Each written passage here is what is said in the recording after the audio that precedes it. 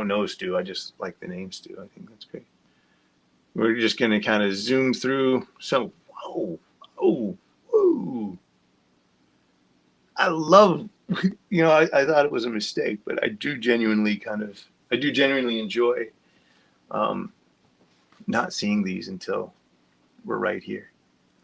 Because everybody should kind of know what a first reaction to their work should be for somebody that they're showing it to. Man, this is fun.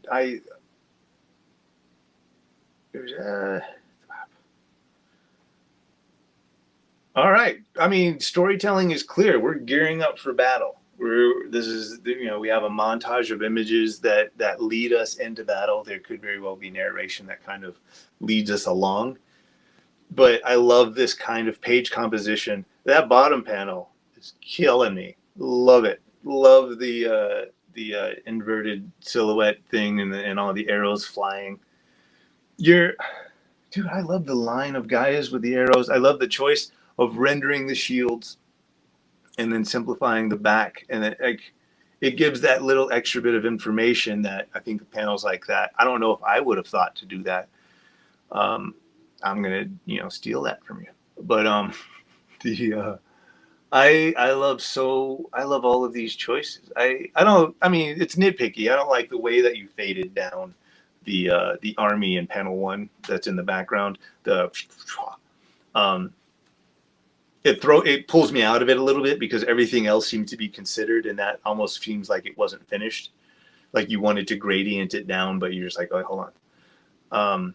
That's the only thing that actually kind of pulls me out of it, because every other panel is on point. And if you're going to make every other panel on point, you're raising the bar for yourself, which means you're going to have to pay more attention. and like the squiggle fade, I don't feel is necessarily cutting it, but everything else is just kind of like, I'm interested. I think I'm digging it. I even like your sound effect happening up there. That's a really, really fun page. I'm going to the next one. It's all fun pages. Look at this. I love this angle at the main panel. I love it. We have a little bit of a clarity problem in panel 1. We have a thigh, but then we have a whole background shown between the thigh and the arm, and then that background doesn't exist past that arm. But we do see two guys. That one, the panel just needs work. The composition is just a little off. Sometimes you just have to rework a panel that doesn't hit all the way. They're fine, but it wouldn't have hurt. Like, I feel like there might be some digital in this work, and I say that because if there is, you can make these adjustments much easier than if it was just traditional. That first panel, I'd just probably shrink it. I'd shrink the artwork of it. You might have to rework her in the foreground, but that way you'll be able to kind of, we need some, just because I haven't seen what's happening here, what I'm missing in panel 1 is some background and context for where the hell we are. So I would make those guys a little smaller. Don't worry about it. We're going to see them big in the next panel and beyond that.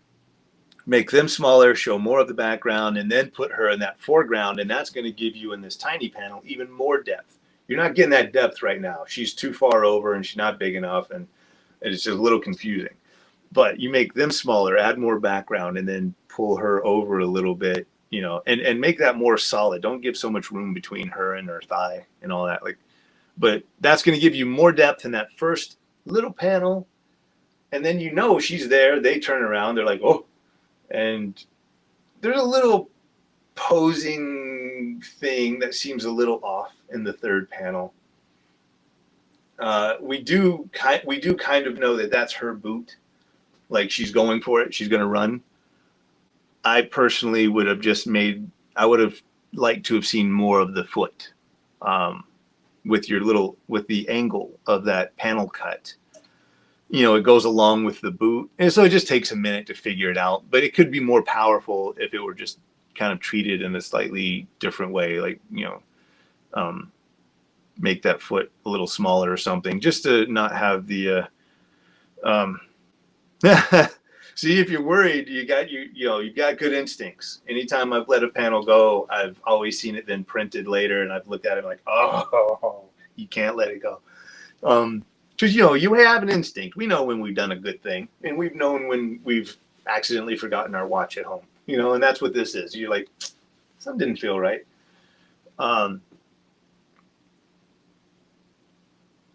As much as I love things like the diagonal cut of that panel, you just have some technical stuff, like from the position that they're in and what they're doing. I don't quite know who's pulling that gun, and it seems odd in the position that they're pulling it. Just make that a little more clear. The boot is still cool. I would just change the shape of the panel, but that's really more aesthetic. You still know what's going on. I love the throwing stars and stuff, and the blam blam blam. No, those not throwing stars. Those are bullets. That's what I get. The action is good in that panel with the action lines. Yeah, she's coming at you with the sword. Run, dude. And, negative. Reverse negative for the arm flying off, dude. Great. There's some slight wonkiness in the figure drawing of the girl when she's standing over the guy. I think he's got a lot of greatness going on. There's just some slight drawing flaws here and there, like her butt kind of flattens out, where like we're all looking down at her in kind of an angle, but everything is angled except for her butt.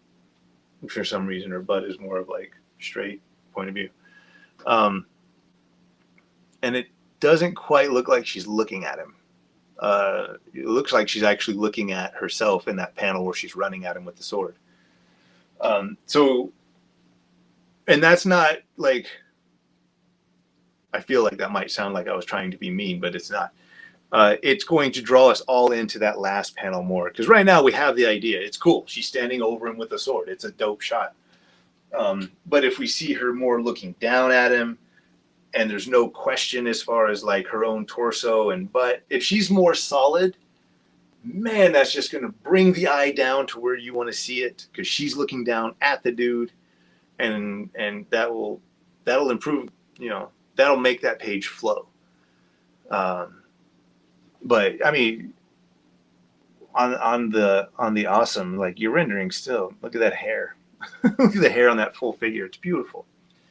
I love your textures. I love how you're spotting your blacks. There's everything about this page, again, from the distance thing, that just works. It's exciting. Just need some work on the figure drawing. Let's do it. Let's do this lab shot.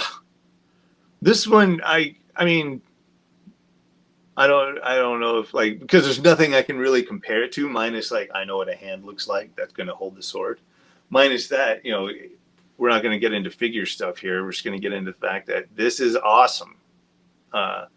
Sword is cool. The hand grabbing it is cool. The choices of doing all of the rendering, but we can still see the ink drawing of the fingers, is cool.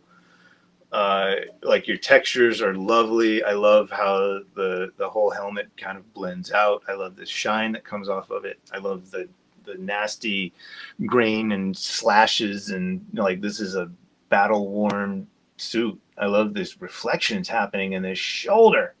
It's killing me. I want that. I want that in my stuff. Like the things like beyond the big circle, beyond the big round part, you have the kind of striated metal around this part of the arm, like right above the what's that called? Chainmail. Everything about this one's on point. Like, if I saw this and I saw a cover, your last minute deadlines, and generally having shit together as an artist, about your thoughts on last minute deadlines. I hate them. I don't know what else to say for last minute deadlines. The difference between being, one of the differences between being an illustrator and a fine artist is you have a deadline. And when the time comes and things are due, you don't have that time to be in like, wait, but I really want to express myself fully and I want this to blah. No, you have to start learning how to economize and find your shortcuts without shortchanging the narrative, without shortchanging the work. And as an illustrator, you just develop over the years. You just develop a ton of tricks, a ton of things. Like, oh, me, I'm a fan of the silhouettes and stuff like that. If we're gonna, I'll give out the little secrets here and there. Sometimes I'll see especially conversation panels where you're like, you know what, I've already drawn these guys talking and emoting in every angle I can possibly come up with.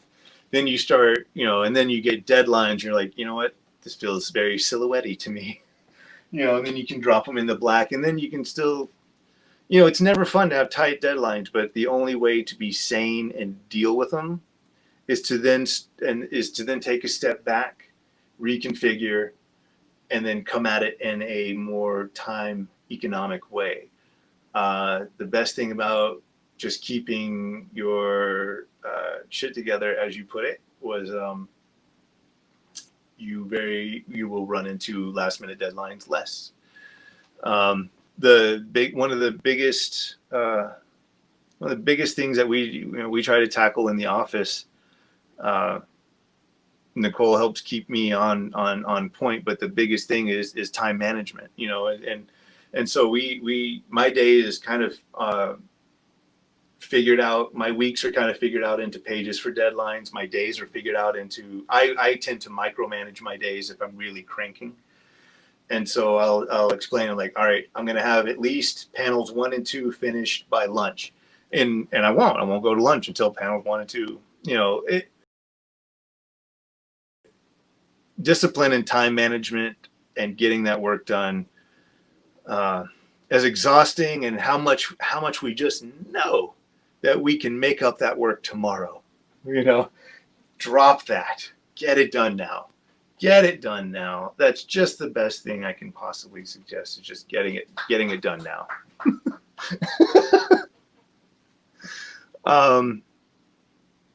Beautiful work. Thank you for showing me. I hope that was helpful.